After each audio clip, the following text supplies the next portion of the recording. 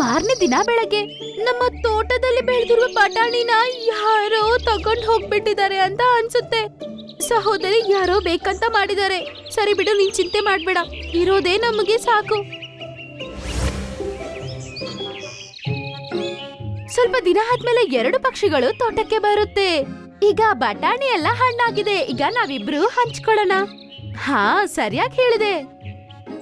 ಇಬ್ರು ಸೇರಿ ಬಟಾಣಿಗಳನ್ನ ತಗೊಂಡ್ ಹೋಗ್ತಾರೆ ಮತ್ತೆ ಅವರವರ ಗೂಡಲ್ಲಿ ಇಟ್ಕೊಳ್ತವೆ. ಜಿಲ್ಮಿಲ್ ಅದರ ತೋಟಕ್ಕೆ ಬಂದು ಹೀಗೆ ಯೋಚನೆ ಮಾಡುತ್ತೆ, ನಾವು ಎಷ್ಟು ಕಷ್ಟಪಟ್ಟು ಬಟಾಣಿ ಬೆಳೆಸಿದ್ವಿ, ಯಾರೋ ಬಂದು ಕಳ್ತನ ಮಾಡ್ಬಿಟ್ರು. ಸರಿ ಬಿಡು, ಇರೋದನ್ನೇ ನಾನು ಇಟ್ಕೊಂಡು ಅಡ್ಜಸ್ಟ್ ಆಗ್ತೀನಿ. ಕುಂಕುಮ್ ಅದರ ಗೂಡಲ್ಲಿ ಕುತ್ಕೊಂಡು ಹಿಂಗೆ ಯೋಚನೆ ಮಾಡುತ್ತೆ, ನೀನು ಜಿಲ್ಮಿಲ್ನ ಮೋಸ ಮಾಡ್ದೆ. ನನ್ನ ಹತ್ರ ಎಲ್ಲಾರ್ಗಿಂತ ಜಾಸ್ತಿ ಬಟಾಣಿ ಇದೆ, ಒಂದ್ ಸಾಲೆಲ್ಲ ಕುತ್ಕೊಂಡು ಚೆನ್ನಾಗ್ ತಿನ್ಬೋದು ಹಂಗಂತ ಯೋಚನೆ ಮಾಡಿ ಮಲ್ಕೊಳ್ಳುತ್ತೆ.